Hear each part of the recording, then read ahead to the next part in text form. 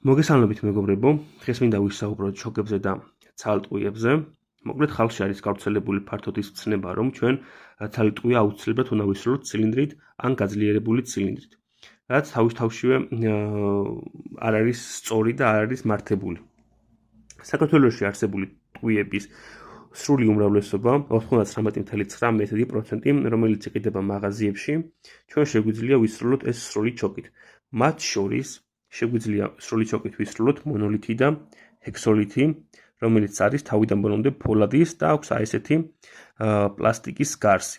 აი ამ ტყუების სროლა ჩვენ შეგვიძლია როგორც ცილინდრით, ისე სრული ჩოკით, ხრეხნიანი ლულით და ასე შემდეგ. უსაფრთხო არის ნამდვილად, იმიტომ რომ ტყუის წარმოებელი გვეუბნება, რომ უსაფრთხოებიდან გამომდინარე ჩვენ შეგვიძლია ნებისმიერი ჩოკით ვისროლოთ.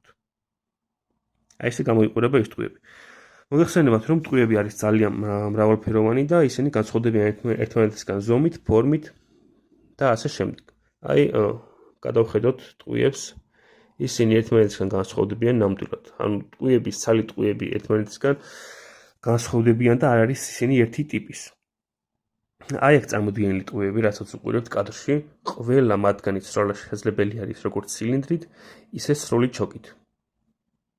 მათ შორის არის ტყუები, რომლის სროლა შესაძლებელია ნარეზიანი ხრახნიანი ლულითაც კი. აი ეს ტყუიაც მათ შორის თავიდან ბოლომდე ტყუია არის ამოღებული 39 გრამიანი ლამპროს ბრენეკიდან. ამასაც უწერია, რომ მისი გამოყენება და მისი სროლა შესაძლებელია სრული ჩოკითაც კი. ტყუის მწარმოებელი აწერს ამ ინფორმაციას მის შეფუთვაზე. მაგრამ ბუნებაში არსებობს ისეთი ტყუებიც, მაგალითად მრგვალი ტყუები, რომლის სროლაც არ შეიძლება ცილინდრის და გაძლიერებული ცილინდრის გარდა სხვა არც ერთი ჩოკიდან, რომელიც გამოიყურება აი ასე. ლულის ბოლოში აი ესეთი მრგვალი ტიპის ტყუია წარმოქმნის ძალიან დიდ წნევას და შესაძლოა გამოიწვიოს მან მექანიკური დაზიანება. თუ მას ვისვრით ჩვენ შევიწროებული ჩოკით ან გაძლიერებული ჩოკით. ამიტომ უმჯობესია ჩვენი უსაფრთხოებიდან გამომდინარე, რომ ესეთი ტიპის ტყუები ვისროლოთ ცილინდრით ან გაძლიერებული ცილინდრით. თუ დავაკვირდებით ჩვენ სლაგ ლულებს და სლაგ იარაღებს, ყველა მათგანი არის ცილინდრი, რადგან იარაღის მწარმოებელი მაინც თავს ისხევს იმისგან, რომ ამ ლულაში შესაძლოა მოხდეს სწორედ აი ესეთი ტიპის ტყუი აისროლოს მფლობელმა და დაზიანდეს როგორც თოფი, ისე მომხმარებელი. ამიტომ უსაფრთხოებიდან გამომდინარე, ჩვენ ყველა მწარმოებელი გვეუბნება იმას, რომ ცილინდრით უნდა ვისროლოთ ან გაძლიერებული ცილინდრით ტყუია.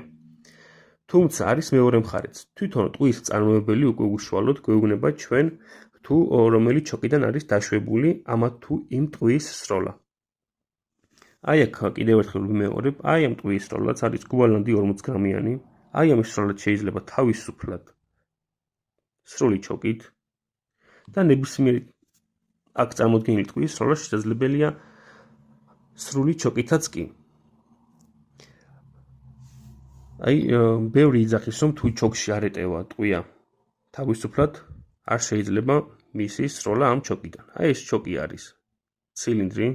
აი ნახოთ, ხა ეტევა თუ არა, იგივე აი ეს 40 გრამიანი, აი ეს 40 გრამიანი ეტევა თუ არა, გადის თუ არა თავისუფლად ამ ჩოკში. საერთოდ არც ეტევა. ანუ თქვენივე ლოგიკით, ვინც იმას იძახის, რომ ტყუია უნდა ვისროლოთ აუცილებლად ცილინდრით, თქვენივე ლოგიკით აი ამ ტყუის სროლაც არ შეიძლება ცილინდრით. ვცადოთ კიდევ სხვა ტყუია, აი იგივე ბრენეკე ჩავიდა, ხო? მაგრამ სრულად თავისუფლად არ მოძრაობს ის ჩოკში. მოკლედ მეგობრებო, ამის თქვა მინდოდა, რომ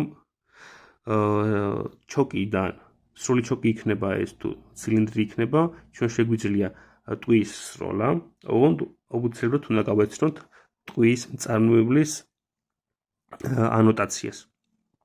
აქვს თუ არა ამა თუ იმ ტყუიას დაშვება სრული ჩოკით და ცილინდრით სროლის.